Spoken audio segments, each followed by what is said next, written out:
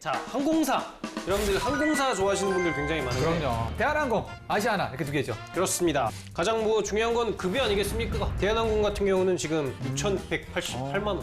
아시아나항공 같은 경우 1인당 평균 급여액이 6천만 원. 그러니까 188만 원 정도 차이가 나는 거고. 자, 잠깐. 존슨 씨 대한항공 써보지 않았어요? 면접 보지 않았어요? 면접 갔는데 벨 놓고 땅땅. 그러면 이렇게 들어와가지고. 여기 오셨습니까 면접관님. 이게 연수 들어가면 이 회장님, 이 창업 회장님 그 얘기를 맞아. 연극 연극하고 만들어야 되는 거. 존슨 씨가 이 대한항공, 아시아나항공 두 개가 붙으면 어딜 갈 거예요? 전 둘 다 붙으면은 아시아나항공을 하겠습니다. 그래요?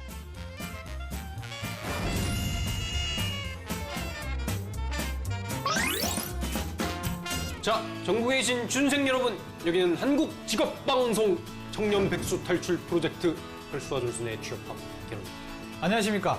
여러분들의 영원한 동반자 전업취준생 철수입니다. 네, 저는 대한민국 취업계의 대통령 존슨입니다. 차렷, 경례, 바로. 자, 존슨 씨, 그 취준생들의 적이 누군지 아세요? 그럼요, 나 자신.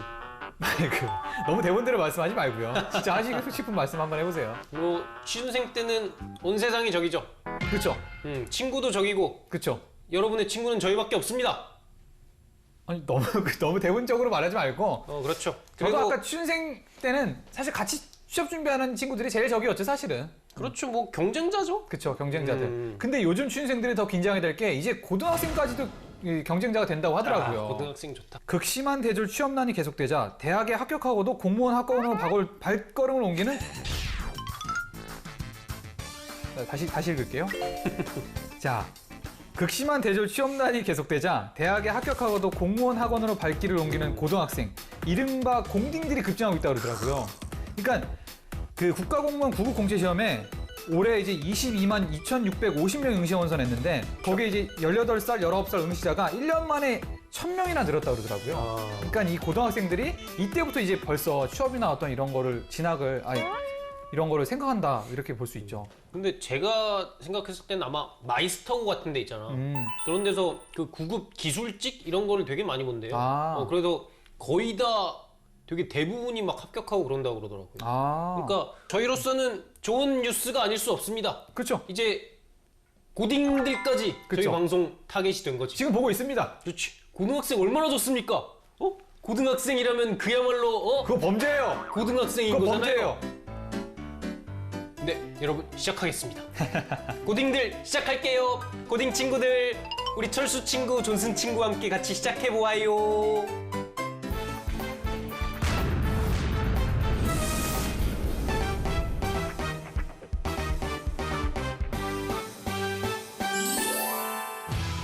자, 남자들끼리 모이면 빠지지 않는 얘기가 있죠. 예쁜 여자 손님의 기기, 아름다운 여자 수님의 기기. 귀여운 여자 손님의 기기. 네, 저희의 취업 인생을 순위로 매겨보면 어떨까요? 순위 정한 남자, 순정남!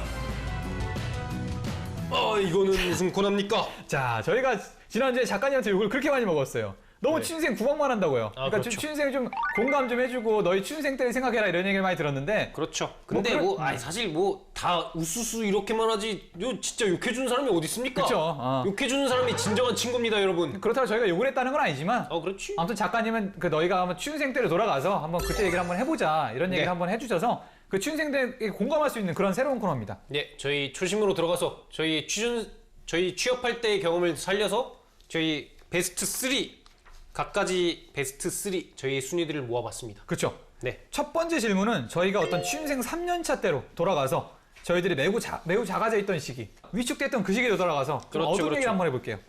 자, 질문. 취업 준비하면서 나 스스로가 비참하고 초라하게 느껴졌던 순간. 빠밤. 저 같은 경우는 뭐 아무래도 돈이죠. 그러니까 취준생 때 막 진짜 막 200원짜리 막 300원짜리 막 이런 거 껌 같은 거 새콤달콤 이런 거 사 먹고 싶고 막 특히 저는 아이스크림 되게 좋아하거든요. 아이스크림 막 술 먹고 해장할 때도 아이스크림 그렇죠. 아닙니까? 아이스크림이지. 그래서 500원짜리 아이스크림 막 먹고 싶었는데 그거를 못 사겠는 거야.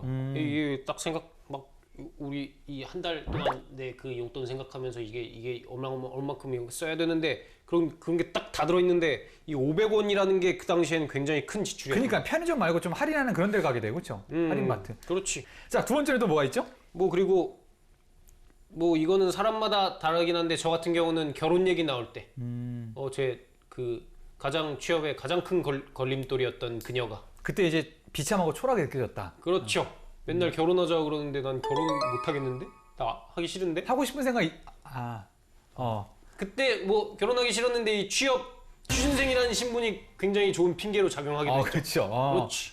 그래서 그럼 비참한 게 아니네요. 하지만 그래도 저는 그녀를 행복하게 해주고 싶었기 때문에 제 영원한 사랑인 그녀를 웃어? 지금 보고 있으니까요. 그리고 저 또 세 번째로는 제가 들어가고 싶었던 회사에 어떤 친구가 들어갔더라고. 근데 그거 딱 들었을 때 좀 기분이 조금 많이 안 좋았죠. 상욱이? 아니. 또 있어요? 그 전이었습니다. 그래서 그 얘기를 듣고 조금 기분이 안 좋아서 술을 먹고 그리고 딱 술이 깨니까 또 술을 먹고 또 깨니까 또 술을 찾게 되고 그런 식으로 한 3개월을 버텼죠. 아니 그리고 더 큰 문제가 최종 면접에서 같이 들어갔는데 떨어졌을 때 저는 실제로 그런 경우 있었거든요. 그렇지. 최종 면접 보게 되면 보통 자소를 잘 안 쓰게 되잖아요. 왠지 될 것 같다는 생각도 들고 그렇지. 뭔가 해이해지니까. 그래 막 고기 쏘고 막 그러잖아요. 그러니까 근데 이게 최종 면접이 딱 떨어지면 이제 더 발표할 때도 없고 더 쓸 데도 없는 그런 어떤 그래. 공황 상태가 찾아온단 말이지. 진짜 공허한 상태가 찾아오죠. 이때 진짜 멘붕 와요. 그러니까 저 이게- 같은 경우도 갑자기 생각난 건데 그 첫 건설사 들어갈 때 그게 저희 학교 과 같은 데 통해서 내려왔었거든요. 그래서 최종 면접을 딱 들어갔는데 저희 대학교 동기들이 2명이랑 같이 들어왔어요. 저거 포함해서 3명이었죠. 그 중에 한 명이 상욱이었습니다.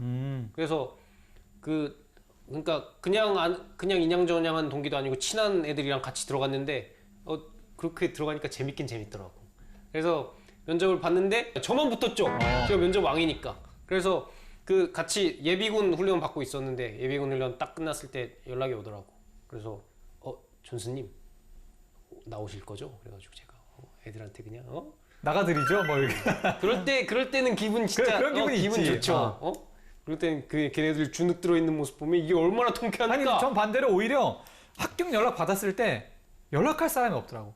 그러니까 다 취업 준비하니까 이걸 내가 연락하면은 그렇지. 술 사준다고 나오기도 그렇고. 대놓고 얘기하기도 그런데 그러니까, 저 같은 경우는 때 기가 막힌 타이밍에 연락이 왔던 그러니까 거죠. 이건 다 알릴 수밖에 없는 타이밍. 그러니까 참 취준생이 이렇게도 불편하고 저렇게도 불편하고 약간 그런 성향이 있는데 그럼에도 불구하고 붙는 게 장땡이다. 그렇죠, 이건 결론이죠. 그렇죠.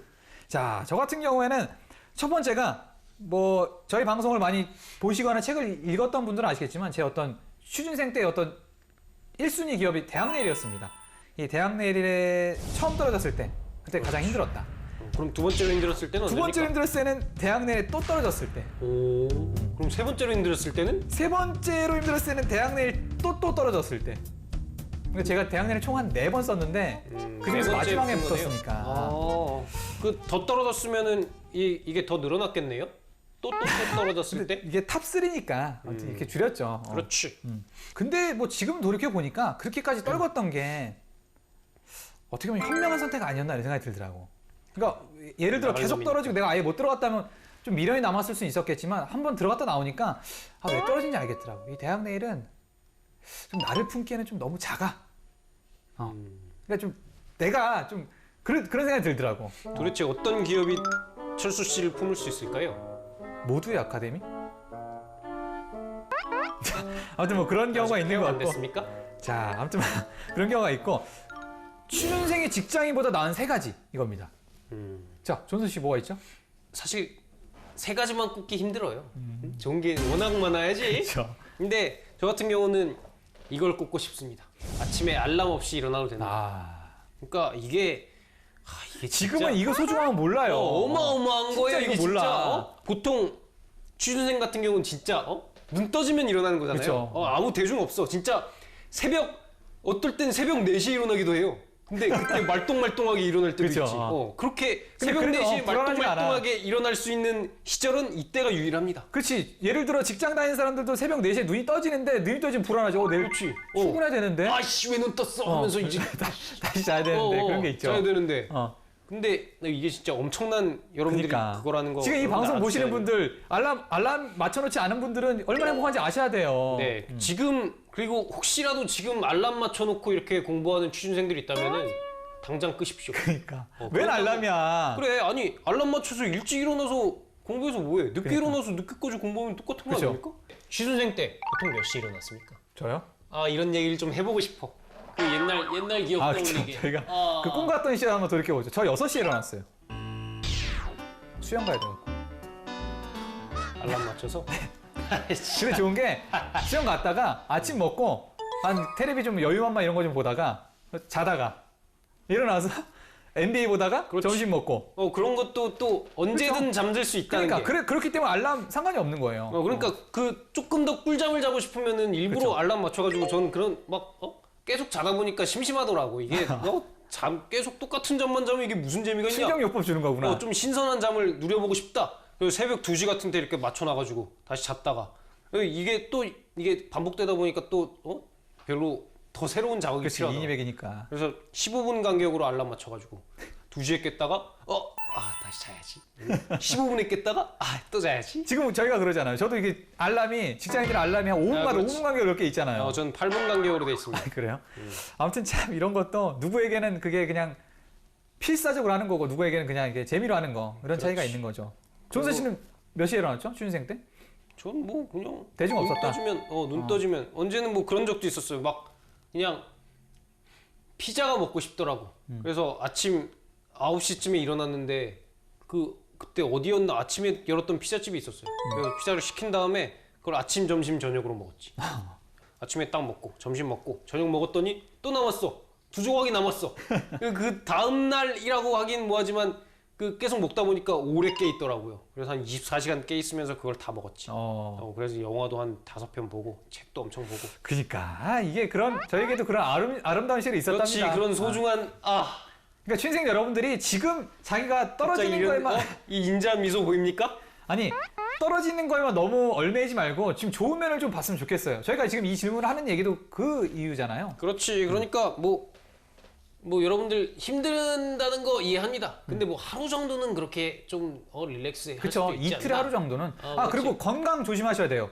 취준생 때 건강이 가장 위험한 건강 적신호가 켜진다는 게 뭐냐면은 역류성 식도염이 취준생들이 가장 많이 걸린다고 그러더라고요. 그러니까 그게 이제 밥 먹고 바로 눕거나 자는 사람들이 이게 먹은 음식은 올라오니까 많이 걸린다고 그러더라고요. 스트레스 같은 거 생긴 게 아니군요. 건강 조심하세요. 네. 서서 자세요. 그래서 저희가 어찌됐든 취준생 때 시절을 떠올리면서 얘기를 해봤는데 그 옛날 얘기지만은 좋네요. 그러니까 저희도 갑자기 그러니까 여러분들이 지금 취업하는 시절이 그렇게 힘든 시절이다라고 생각하지 말고 아직 어깨 물렁물렁할 때 여러분들 많이 노십시오. 그러니까 많이 즐기고. 그땐 다시 돌아오지 않습니다. 네. 그리고 여러분들이 생각하는 행복한 미래는 없어요. 그렇습니다. 지금 여러분 인생에 가장 행복할 때입니다. 그렇습니다. 자, 취준생들 화이팅!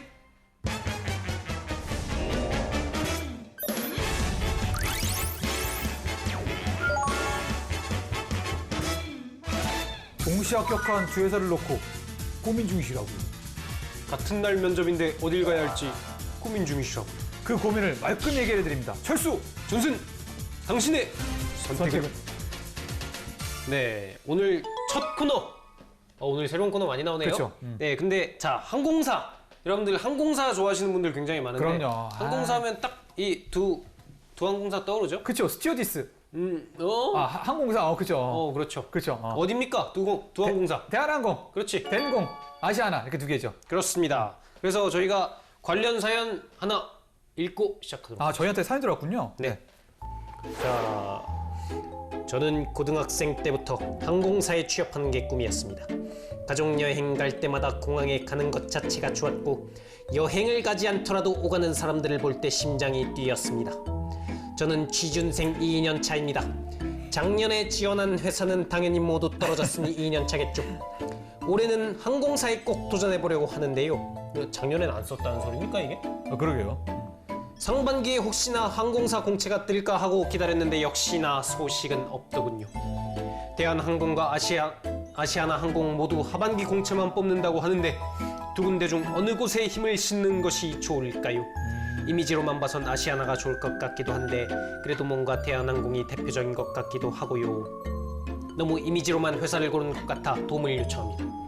제가 우선순위를 잘 정리할 수 있도록 도와주세요. 그럼 이 친구를 위해서도기도 하지만 지금 이 방송을 보시는 항공사를 준비하시는 분들에게, 특히 문과생 분들에게 이 항공사 지상직이라고 하는 게 어떤 직무인지 좀 간단하게 말씀드리겠습니다. 그렇죠. 항공사 하면 어떤 직무 있는지 의외로 모르는 분들이 그렇죠. 되게 많습니다. 자, 우선 첫 번째로 대표적으로 티켓 예약 발권을 하는 지상직이 있어요. 그러니까 이거는 여행을 하려고 하는 승객의 목적지, 시간 일정 등을 예약 대신해주는 업무인데요. 뭐 아시잖아요. 항공사 전화해서 아니면 그렇죠. 이렇게 해서 해주는 발권 업무를 도와주는 거고요. 그다음 두 번째로는 체크인.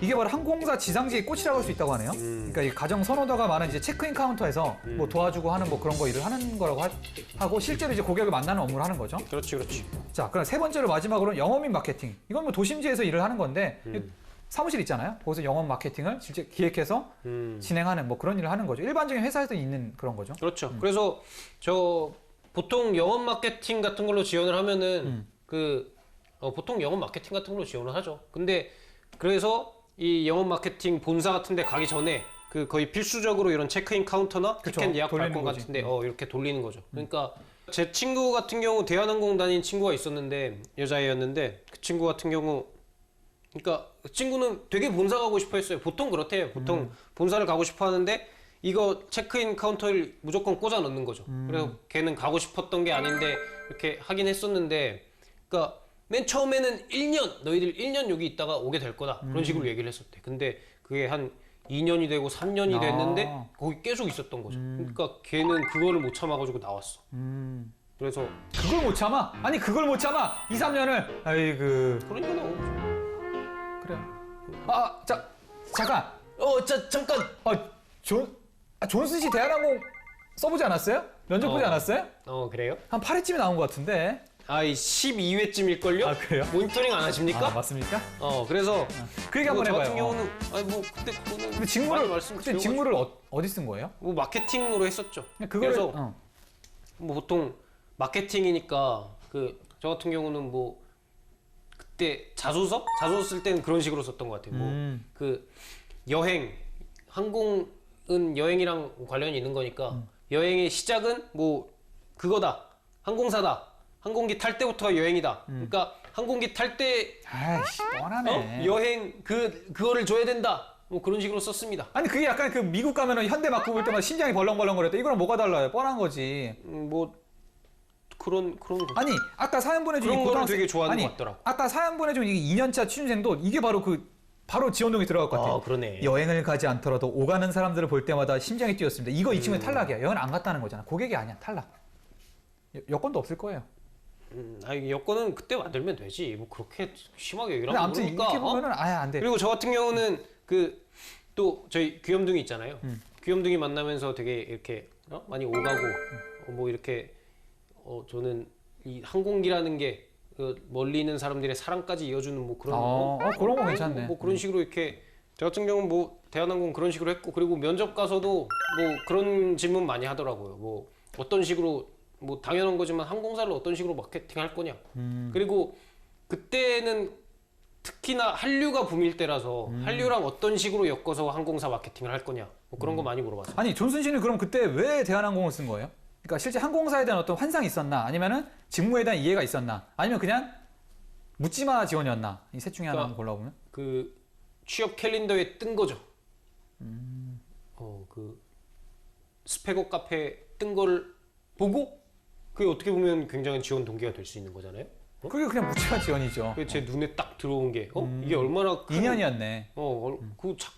크지 않은 확률인데 그래서 제가 지원을 하게 된 거였고. 자 그러면 어쨌든 이거 취준생이라는 가정을 하고 존슨 씨가 이 대한항공, 아시아나항공 두 개가 붙으면 어딜 갈 거예요? 저는 둘 다 붙으면은 아시아나항공을 하겠습니다. 그래요? 왜요? 아니 대한항공은 제 친구가 들어갔다 나온 데인데 제가 자존심이 좀 그걸 어떻게 들어갑니까? 또 들어갔다 나오면 되죠. 더 빨리. 그래도 제가 더 늦게 입사한 거니까. 저는 사실 그런 경우 없으니까 대한항공. 사실 저뿐만이 아니라 취준생들이 대한항공을 더 선호한다고 하더라고요. 근데 그렇죠. 사실 저는 이 차이는 당연하다고 봐요. 사실은 이 두 개의 기업은 규모 차이가 어마어마하잖아요. 그러니까 아니 이게 비교 대상도 아니야. 이렇게 대한항공이랑 아시아나항공 항공사가 몇 개 없다 보니까 이렇게 자꾸 비교 대상으로 오르는데 거의 뭐 삼성과 LG급의 비교죠. 그렇죠. 규모로 보면은 거의 이게 차이가 엄청나는 거니까. 그래서 뭐 저희 대한항공과 아시아나를 조금 더 심층적으로 분석을 해보겠는데. 네네. 아, 이 두 기업 분위기가 좀 다르다 그러는데요? 그러니까 그 대한항공이 그 오너 일가분들이 여러 가지 이미지를 많이 깎아 그렇죠. 먹고 있지만은 그 아무튼 내실은 튼튼한 기업이죠. 그 5년 만에 성과급을 이제 지급했다고 그래요. 항공사 중에서 최근에. 성과급을 주는 게 이렇게 쉽지는 않은 요즘 일인데. 엄청 어려웠는데. 그렇지. 그래서 뭐 월지급액이 100%뭐 많은 건 아니지만 어쨌든 그렇게 성과급을 줄 수 있는 여력이 있었다는 거고. 그래서 지난해 보면은 그 21년 이후 이 성과급을 지급한 게 처음이라고 그래요. 5년 만에 처음. 그래서 자, 반면에 근데 아시아나항공은 별로 안 좋네요. 아시아나항공 이제 지난해 말 발표한 경영 정상화 방안이 좀 뭐 성과급이 문제가 아니라 지금 이거 보면 구조조정. 이제 구조조정 앞두고 있다 그래갖고, 야, 이게 아무튼 2010년 이후 입사한 사무직, 영업직, 공항직 등 여직원을 대상으로 객실 승무원 보직 전환 희망자를 받는다고 그러더라고요. 그러니까 아시아나항공이 사무직을 승무원으로 전환 배치하는 거 이번이 처음이라고 할 정도로 되게 좀 특별한 경우고, 특히 또 지난달 상반기에 객실 승무원 채용하지 않았다고 그러더라고요. 아예 그러면 이제 채용을 일원화 하는 건가?